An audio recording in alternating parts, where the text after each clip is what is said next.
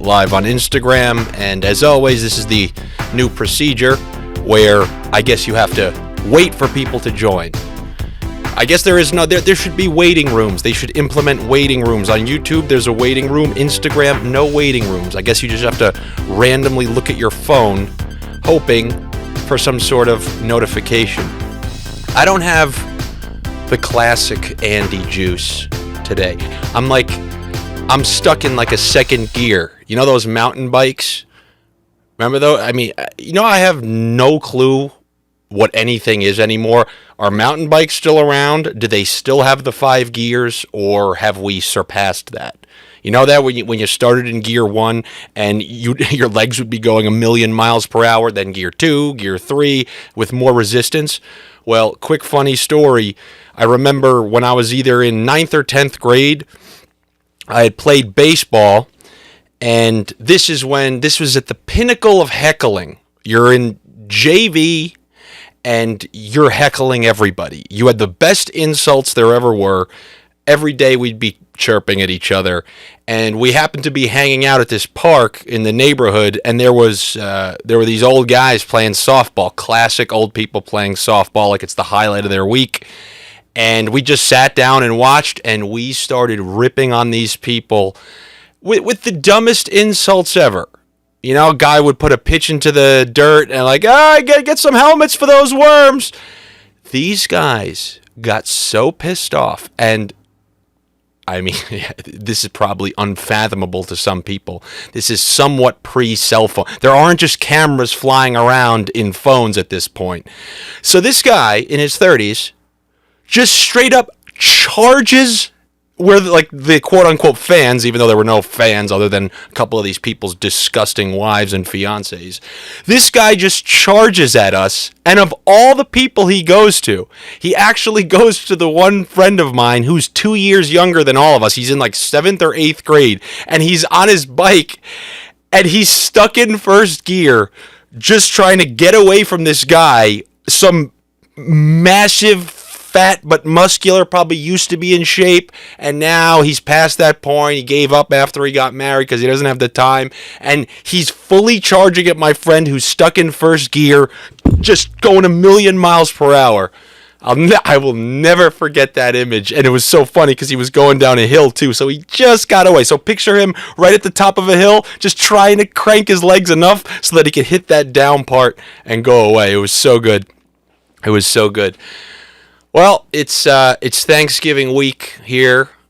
I guess this is when you're supposed to, say what we're happy about, and I guess I will at some point. But before we get to what we're happy about, let's talk about things that maybe aren't so happy. Like, why do companies, businesses, schools implement going to school, work, you name it, like the Monday and Tuesday before Thanksgiving? All your employees, everybody's mailing it in on that Monday and Tuesday before Thanksgiving. I want to know how many great ideas, how many great inventions here in the U.S. were sprung up on the Monday or Tuesday before Thanksgiving. They mailed it in. They're already thinking about the food. They're already thinking about potentially Thanksgiving Eve if they're in that age bracket. You've mailed it in. So just give the week off and be done with it. Nothing good's happening. People are probably sneaking sick days and half days. It's just a waste of time and a waste of space, Monday and Tuesday. I want to tell you, at my house a couple years ago, my mom did this thing. It was pretty funny, where she made everybody. Now, this was not commonplace. At my house, we used to do the classic grace, where somebody gives we're thankful for this, and everyone, all right, grace. I'm a piece of shit. However, a couple years back, all of a sudden she wanted everyone to say what they were thankful for. Out of nowhere, years, decades, nobody has to say what they're thankful for. Now we got to go around one at a time and say what we were thankful for, which let me know that this clearly was an ulterior motive. She wanted to get at some point that she wanted to say out loud, and she hid behind the guise of everybody, let's say what we're thankful for. Like, oh, you said it, you said, okay, well, I'm thankful for, and then ultimately got to that point. But what happened was halfway through this thankful period where everyone has to say what they're thankful for, something happened like on the stove. And then all of a sudden I think we were 2 graces or 2 thank yous, I'm thankful for, through the table. And that was interrupted by something that needed to be tended to in the kitchen. And then all of a sudden 5 minutes go by, 10 minutes go by. We're kind of watching the football game, and she comes back and, let's continue. And I literally was like, nope. I go, the thank you window has closed. Like there is no more. You don't just say a couple thank yous and take a big break. Some people are eating, the thank you window has closed. And I guess that's kind of borrowing a half term from Curb Your Enthusiasm when Larry learns that the girl he's dating at the time, he learns that her father died like 2 years ago, and she gets upset at him for not saying, I'm sorry, when he learns, and he goes, don't you think the sorry window has closed? Hilarious concept. Another concept that came from that show that actually happened to me, I don't know if you've been watching, but 2 episodes ago on Curb Your Enthusiasm, Kaylee Cuoco from Big Bang Theory, she did a guest spot there with Vince Vaughn, and Larry is at the optometrist and she's the doctor, and he notices her drop some sort of I forget the name of the candy. I don't know, like a pirate's booty or something. I don't know what the hell this is. I've never even heard of it, but it's drops a candy. Let's just call it a Starburst. Anything but a yellow Starburst, because, people should obviously be executed for carrying yellow Starbursts around. Let's say that she drops a Starburst, and Larry catches her not picking it up. So the Starburst is on the floor. He catches her, glance at it, so she knows it's there, and then just walks down the hallway. And, being the kind of guy he is, this makes him livid. And his friend, Vince Vaughn, is dating her, and he goes, look, I got a bad feeling about this girl because she dropped the Starburst, pirate's booty, whatever, dropped the Starburst, saw and didn't pick it up, and I ended up picking it up. And basically they're hinting at this was a greater sign at her character being a little and let me tell you what happened to me. 1000% true story to the T. There was this girl, I actually was quite into her, and we'd hung out sporadically, but then 3 to 4 months had gone by.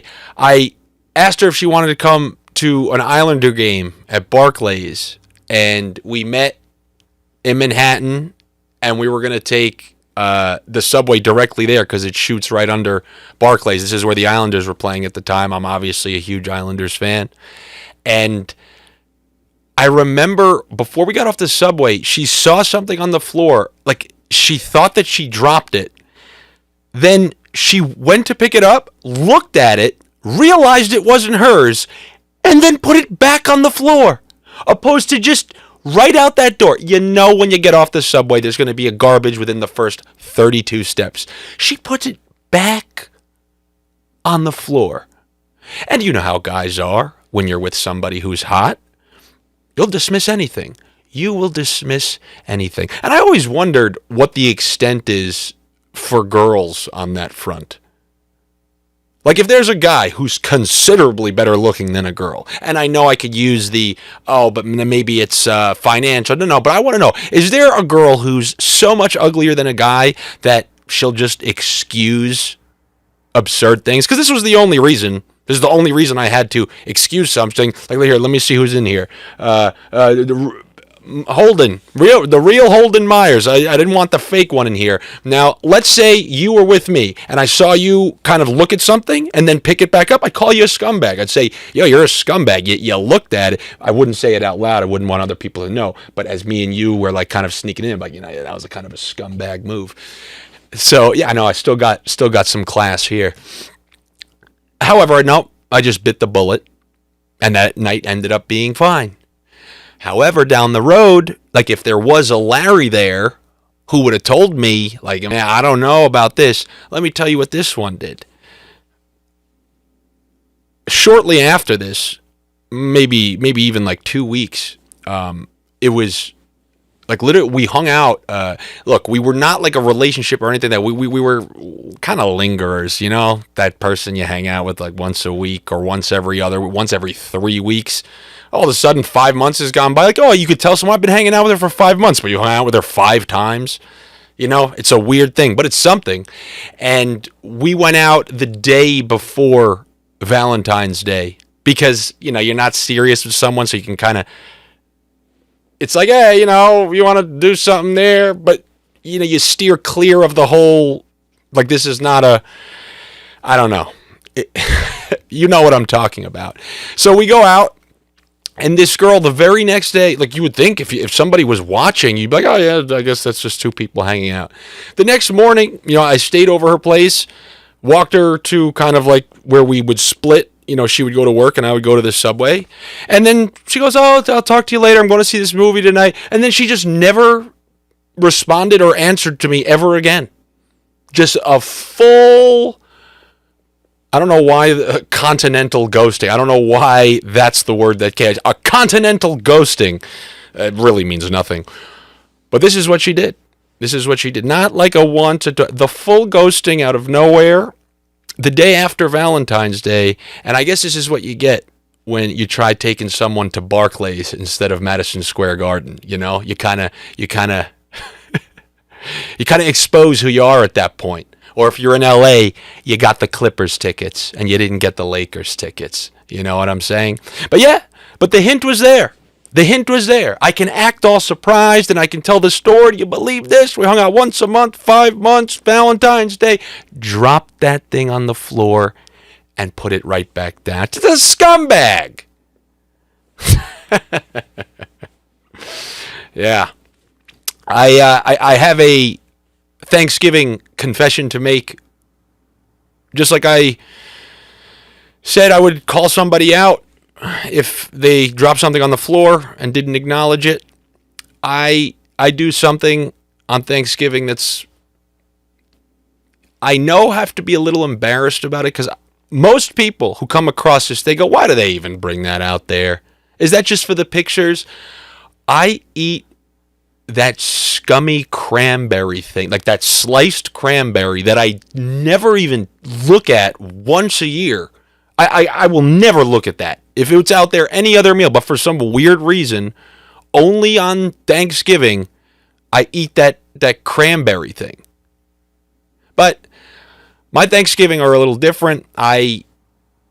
Everything in my family, and I'm sure many other families in like Pennsylvania, Connecticut, New York, New Jersey, it's an American holiday. It's Thanksgiving plus Italian. Like, that's what it is. Hey, here comes the turkey. Here comes the stuffing and the gravy and a full tray of chicken parm and full Italian loaves of bread. All right, guys, time for dessert. Here comes the apple pie. Here comes the pecan pie and the full box of cannolis and tiramisu. That's the kind of that's the kind of Thanksgiving that I have. But hey, look, never seen somebody complain, okay? When you have a couple extra Italian goods out there. And you know, this would be a great episode. This would be a great episode for the Marinaras. I don't know if you saw the preview that I posted. The Marinaras, you know, that hit 80s, 90s show where me, Tony Danza, Ralph Macchio, and Scott Baio live in a house together and document our lives as family members living under the same roof. I got screwed, and here's why. I was just born 10 years too late. I was born 10 years too late because I just missed out on the tan Italian New York comedy wave that the whole country apparently loved. You know, you can go, let me try to do this in reverse order. You had Charles in Charge, where there's a new boy in the neighborhood, and, you know, he's living with this family, but he's got the New York mannerisms, the New York accent. Then there was Who's the Boss, where it's the same type of thing. They're these tan Italian versions of me that the country loved. Even you can go back to Taxi with Danza and DeVito, and you can go to even Happy Days that introduced Chachi, and even the Fonz, Henry Winkler, who was Jewish, he portrayed this greasy, slick back hair, leather jacket Italian guy, even though he wasn't. But I just missed out. But what are you going to do? You know? I do have this idea. It's a hit show. I have the idea for a hit show. It's the reboot of Charles in Charge. I'm obviously Charles. You know, Bayo may be a little too old for that, and he's not liked these days because of things, you know. However, I already told you about my network or my platform that needs to be opened up where it's no holds barred and there's no censoring of any type. If there is a series on this platform, you're allowed to do whatever the hell you want and you can't be canceled. Remember I told you about this? I thought of it all where there's rotating sponsors so they can't even tackle a sponsor, and I've thought of it all the users are anonymous. This is what you have to do now to enjoy content. But so on this new theoretical platform that doesn't exist, nor will it in the next 10 years, I want to have my reboot of Charles in Charge where I live amongst, like, I'm doing what Charles did. I look over the kids in the next generation. So yeah, I probably have a Gen Zer, and what the hell's the generation after that? I have no clue. And then all those little things, all these social dilemmas that you find in the news nowadays, whatever it is, you take your pick. Do you know how funny that could be? Anything. You take your pick. Okay? All these little hot button issues that can so easily be made fun of. Like, you think there's not a whole laundry list of, you know what it is. You know what it is. Because until this new platform, the theoretical platform that doesn't exist, comes out where you can say whatever you want, I'm just going to say, you know those things of which I speak. Those topics. Okay?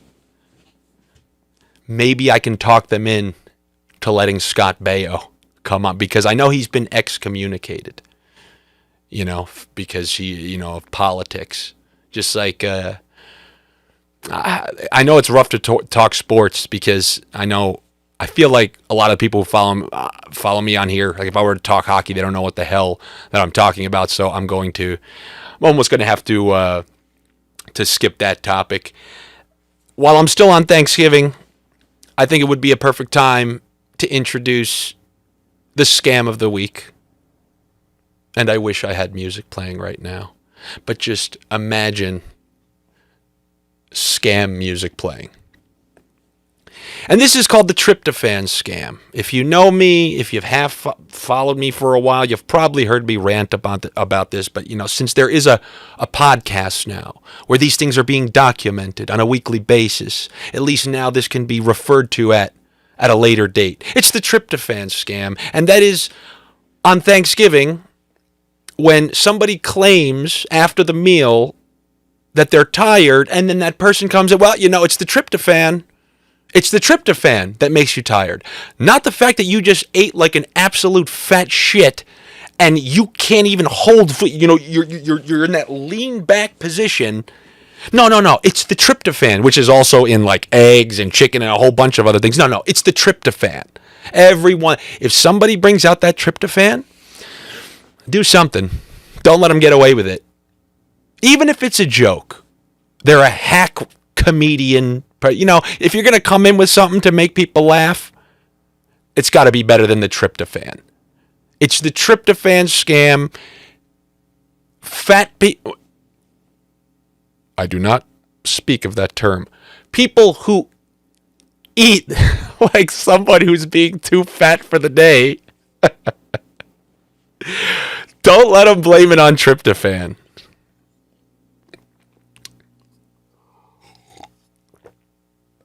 Yeah. The hell. I went so out of order. I'm all ruckus now. You know what I saw yesterday? I don't know if you guys saw this video. I just randomly saw that. Oh, by the way, anybody in here, feel free. Greetings from Mexico. That's interesting. I've had nothing but pleasant experiences for. This is why you guys got to say something. I have a wacky mind. You allow me to just say all you need to do is say greetings from Mexico. And you know what the first thought that came to my mind? And in no way, shape, or form is this me insulting anybody. I'm just speaking the truth. When I was 18 years old and we went to Cancun, my friend right in the middle of the street just took off his belt and his shorts and traded them for 3 Little Caesars pizzerias. And in no way, shape, or form is that any sort of representation of the country of Mexico. But man, was that funny. And similarly, when I went to Acapulco, I traded my Jordans for 3 banana daiquiris and a Corona. What a hilarious bartering exchange that was. So they wanted my Jordans, and by the way, this is when I, was fake thug life, and my Jordans, I'll show you pictures of these, they almost touched the floor.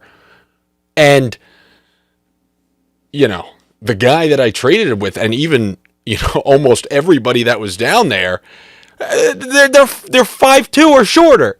So this guy has my Jordans, which almost touched the floor on me. I really need to know if that guy wore them, because they looked absurd on me. I think I've once mentioned that in Mexico I have this picture. There was a McDonald's that was open 23 hours a day.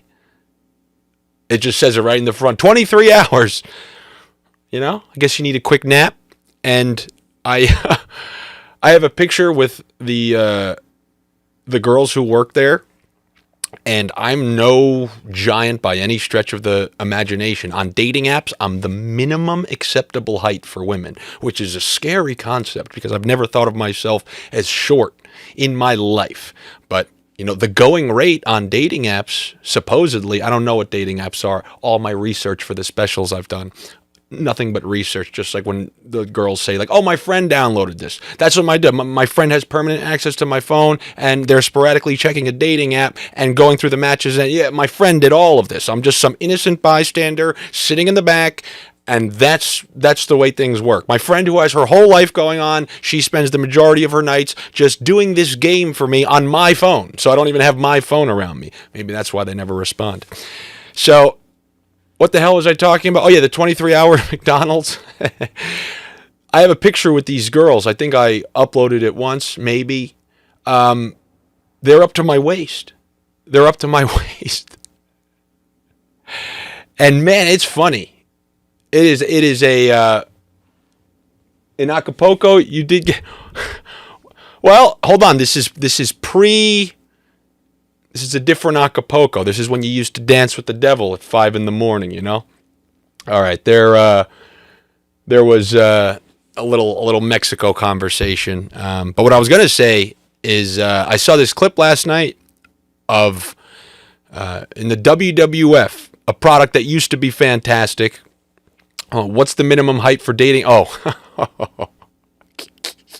So I was just asked what the minimum height is for dating apps. And I thought this was you see this in, like, go scroll on TikTok and go, the thought is, if you're under 6 feet, that's it. Some people allow the 5'11" squeeze. And it's always insinuated that if you're 6 feet, like if it says real Holden, 6 feet, they assume you're lying, because if it says 6, there's like an automatic subtraction method. This is what is out there. There's a lot of guys I know who are under 6, and to think they're just eliminated from the game before, like they're not even in the pool. That's rough. That's rough.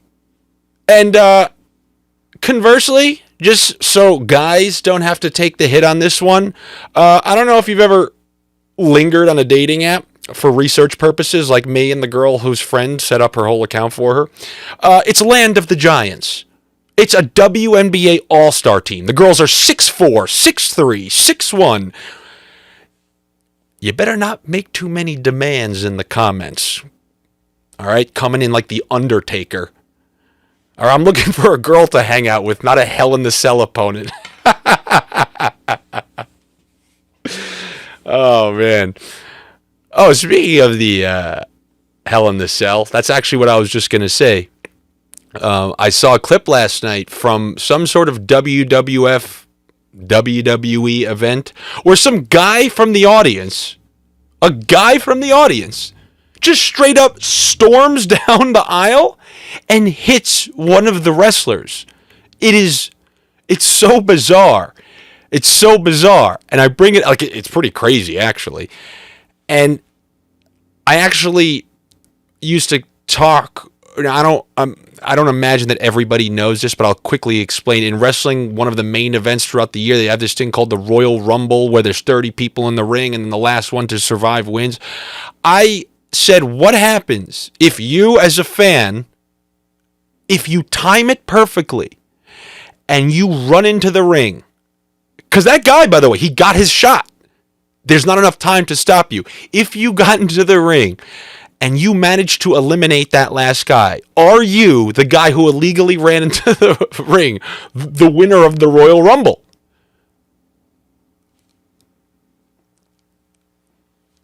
There's got to be a chance. They have to acknowledge it. If you send that last guy over the rope, you may be in jail, but you're also on your way to WrestleMania for a title shot. Oh, man. I have that in-between hair length, you know? When you don't have good, if you don't have a good barber or style, whoever the hell you have, in New York it'd be a barber, in LA it would be a stylist. You know, you got to deal with that in-between time where your hair isn't quite ready to go out. You have to start timing out your haircuts. Like if you have it properly, you got a good person, you spend a little money, you have TV show hair, which I've spoken about before, where people see you and your hair always looks the same. Doesn't matter if you just got it cut or you got it cut 2 weeks ago. Your hair looks exactly the same. But when you go to the inexperienced people where you just walk into a barber shop and some person goes, all right, you're up, you're finished. You better do that 11 days before you have to go out. If you're a guy out there just walking into a barber shop, step right up. You're getting the bum. Don't ever do that.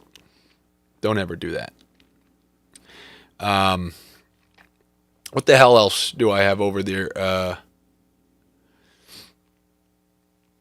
What else do you got more? What else? So on YouTube, greetings from Cali.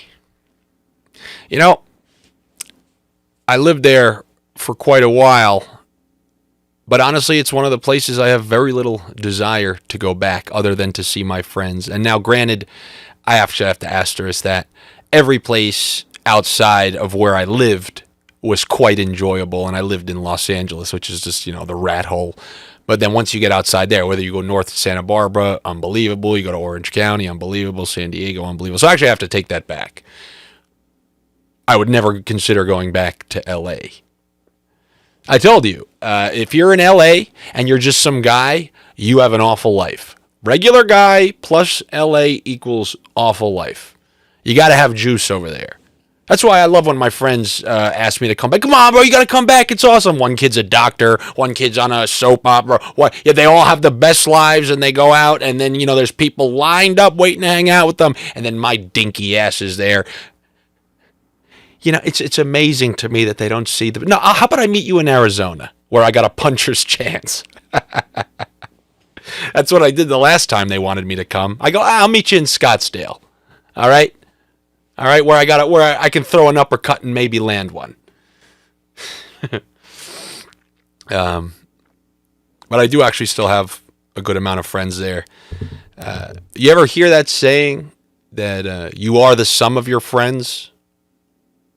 Meaning, like, I guess basically what it means. You are the sum of your friends. For example, for better or for worse, if there's one of your friends is an absolute piece of shit and he's causing havoc on the streets, and there's just some passerbys walking by, they go, oh my God, look at this group of people. You're now lumped in. You are the sum of your friends.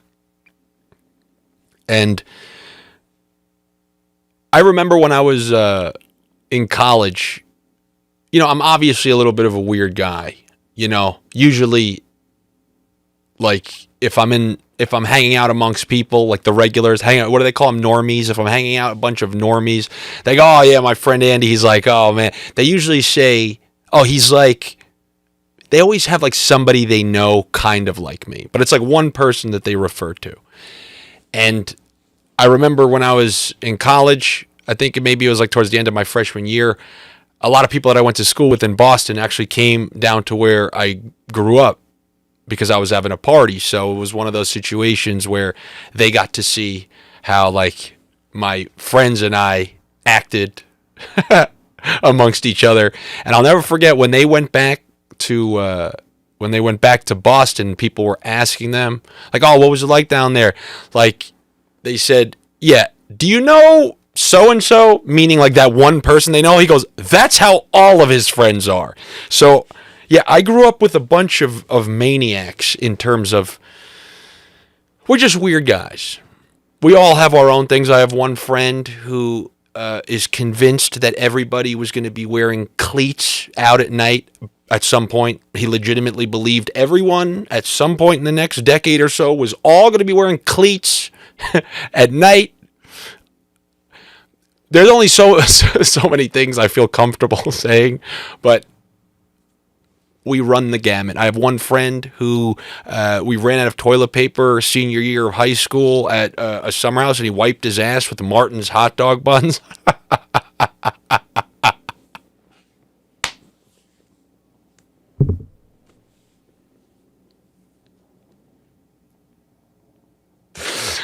Oh, that's still so funny, man. There's no way it flushed. The Martin's hot dog buns. Oh, God. There's got to be a better alternative. So yeah, I am the sum of this group.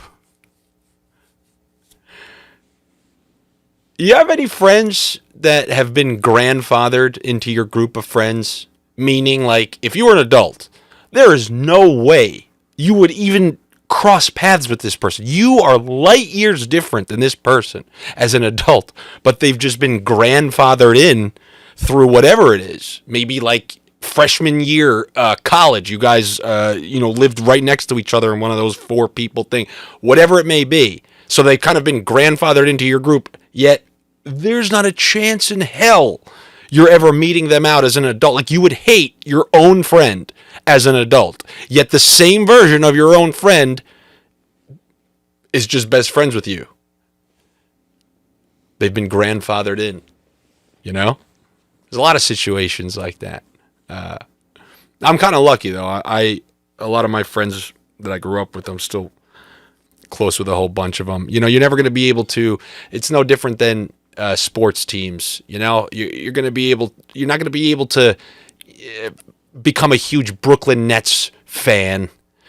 It's like when you probably aren't going to. Oh man, you guys are going to get pissed off. But I talked to my friend about. He's in Los Angeles, and there's a whole nother level of dating trials and tribulations when it comes to that city. You have to take my word for it. And he was going through this situation where there was this girl who liked him, but it's like, I guess he didn't move the needle far enough. And I remember he just went on a rant to me. He goes, "You know what it is, Andy? You want to know what happened? This girl," he goes, "this girl from Bumblefuck, Missouri, she had her little high school girlfriend, and, she fell hard for him, and then she broke up, and she's trying to chase the feeling like she's 16 years old, and here I come, I'm a nice gentleman doing this, doing that, and it's never going to be enough." He's a hilarious ranter, but his theory is that a lot of these girls that he goes out with are chasing some sort of fantasy feeling that a girl had when she was 16 years old, and he's never going to quite live up to that type of fit. It's so funny. And I know he's going to listen to this at some point, and he's probably cursing at the damn thing. because, I got a little piece of that wrong in the way I depicted it. But I don't care. He makes me die laughing with those kinds of rants. Maybe he's listening right now. As always, you get no names from me. I'm not a rat.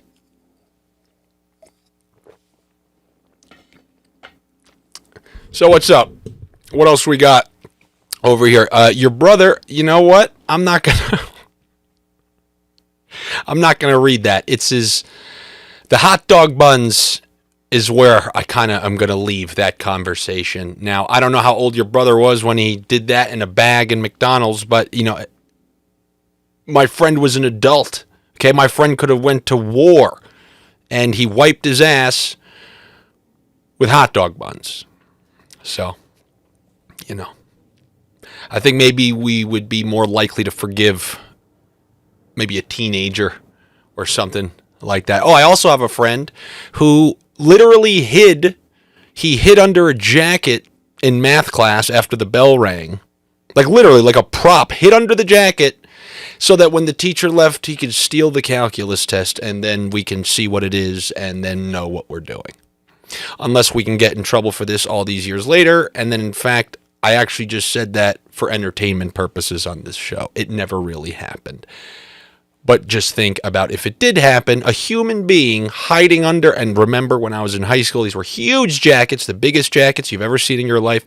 And for what it's worth, when I went on a jog the other day, I saw two people, and I took a picture from deep, just in case somebody didn't believe me. This is how I live my life, by the way. I create a thing in my head that I'm eventually going to tell somebody that the bubbly North Face jackets are back, and that I saw two people who were young wearing them. Then this theoretical person who doesn't even exist is going to argue me saying there's no way they're back, and then I'm going to have to show them a picture.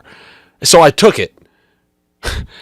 And then even if this theoretical person was real, then they would then make an excuse that those two people are out of touch. They take hand-me-downs from they're way older. But there would always be another excuse.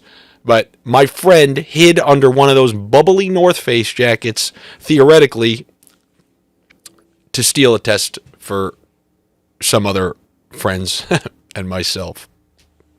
I also know somebody who he took a... oh, man. Yo, I'm going to tell you something funny. You need to have a sense of humor. Let me remind you, this is one of those topics. It's going to be on my theoretical network where you're not allowed to be canceled for everything. But I'm just going to tell you what he did, and then hopefully you proceed to laugh. Because I will say, the girl also laughed. Okay, know that. This is not a story. She didn't go into hiding for years. But, oh, God. This kid in high school, he goes to this girl, one of the hottest girls. He goes, hey, bet you $1 I can make your boob move without touching it. So she goes, all right. And he just touched her boob and goes, shit. And gave her $1. It's not funny, but it's funny because she laughed. If she didn't laugh, that wouldn't be funny even remotely. But since she died laughing, I think she's still laughing today about it. And only because of that are we allowed to enjoy that laughter. Because any sort of thing like that is not funny. Any sort of unwanted sexual advances can never be considered funny unless you're watching 40 Days and 40 Nights with Josh Hartnett, where a girl rapes him in the middle of the night just so that she wins a bet. Yep. And if you want to know where to find that movie, right in the comedy section of your local Blockbuster that hasn't existed in 20 years. A comedy.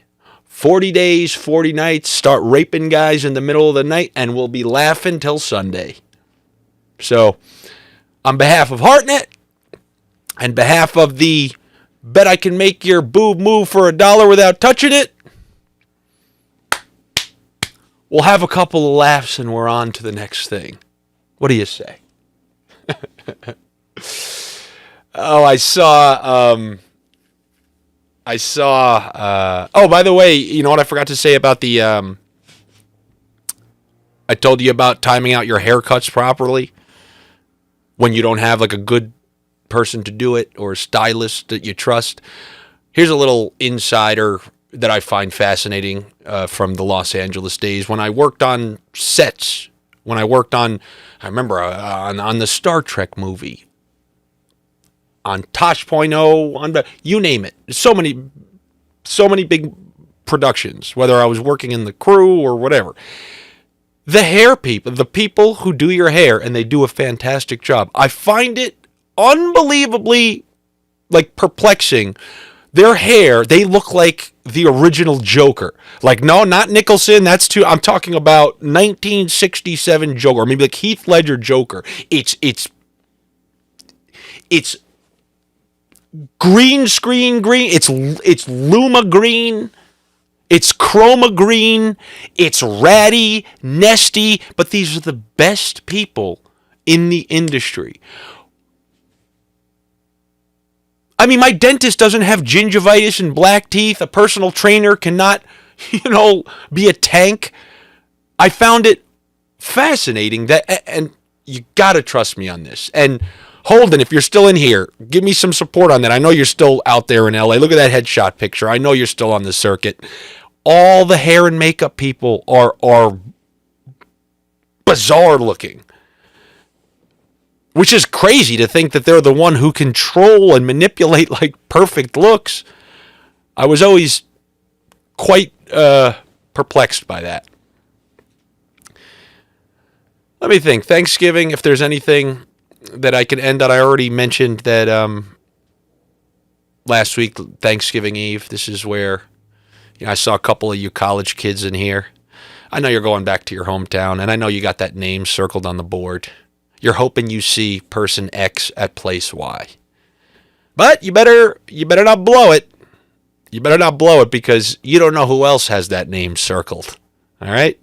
This is a big night for all you jackals. No. But I'm in retirement when it comes to that kind of stuff. I can just appreciate from afar. What am I thankful for? That's bad. That's bad that you have to take. What I'm thankful for, what I appreciate, and I've always said this, no matter how many trials and tribulations that I continue to go through, kind of like a comedy, the Marineras on an unnamed network, the Charles in Charge reboot.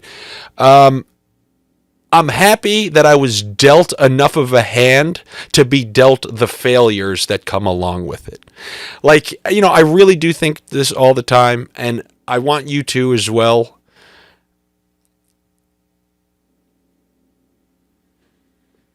I told you about the girl who I saw drop the thing and then put it back on the floor, and I told you she was really hot. Well, I got dealt a good enough of a hand to even go out with someone to then be disappointed by the ghosting. You get what I'm saying? Because all you have to do is look around and find some bubbly North Face jackets out there to realize there are many things, and that's just one thing. I talk about like dating and stuff like that way too much because I'm very observational about that, but whatever it may be, your health situation, your family situation, take it from me. You think things like, it's the opposite of Instagram where, life is really, everybody is pretty much worse than you. Unfortunately, we hang on those little dinky things. Like, I really should be happy at the fact that I can do all this stuff on my own and I have all the utilities at my disposal, and I am. And, just while I'm fully okay with being a certain level of miserable, don't be that type that allows it to catch on to people. You know what I'm saying? This is how I know if you walk into a room and the energy changes, you're too miserable. Like, you got to bring a certain level of misery that brings people together. You know what I'm saying? It's a good level of misery. And, that's kind of a weird type of thing to say. Like, I'm appreciative to have enough stuff that I'm in the level to be disappointed that I'm not getting more. But I've gotten there. You get what I'm saying? Whatever. That's all I got for you. I don't know. Look, this is why the round table didn't work when we did everyone had to say a thank you. And the last thing I want to say about that, and this is a true story, if I have on my phone, I will. That same time when my mom made everybody do a thank you, this guy,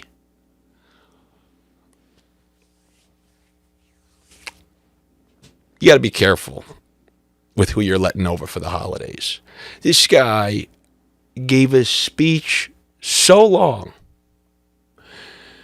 that I took my phone out in the middle of it and downloaded the theme, a generic Hollywood orchestra theme, similar to when you watch the Academy Awards, and after they accept the award, you hear like the violins come in, and when people's speech takes too long, you hear that music kind of kick in to send the signal. This guy kept going and going. So I literally just take out my phone. I'm like, yeah, doing the fake smile,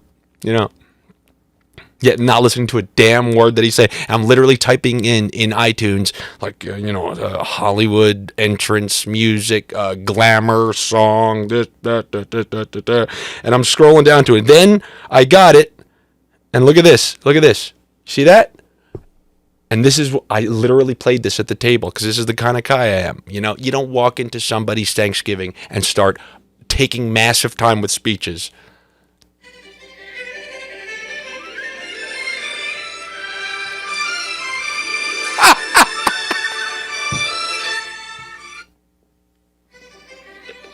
Yo, how good is that? And trust me, that's an official download. Yeah. Yep, I did it. Hey, I told you I wanted to. Oh, if this is copyrighted, this is going to automatically take this down. All right, I'm still here. But anyway, that would be a perfect exit cue. Thank you guys for joining me. I think I'm going to do one more episode next week, and then take. I'm going to take one off. I'm coming up on a year since everything happened with my brother, and this is a weird time of the year. I don't have my typical. It sounds miserable to say like, oh, the holidays are the worst time of year. But it's cold. It gets dark at 4 p.m. It ain't the best time of year. I'll tell you that. All right, guys, thank you very much for coming back. I appreciate it. Unless you have any last-minute questions. Actually, I'm not in the mood to answer anymore. I think this is just about enough. I think I almost did, close to an hour, 45, in between 45 minutes and an hour. I mean, how long do you want me to stay here? If I had a guest, maybe something like that. Maybe I don't know. Maybe I'll think of something like that. Maybe I'll call those LA kids. They know how to get on camera and get their hair and makeup done by one of the weirdest people you've ever seen in your life. Anyway, thank you for joining. I'll be back with you next week. Have a good Thanksgiving. Sneak those cannolis off to the side. I will be. And don't blame your fatigue on the tryptophan, because it's not the tryptophan. It's your big fat ass. All right, everyone. Take it easy.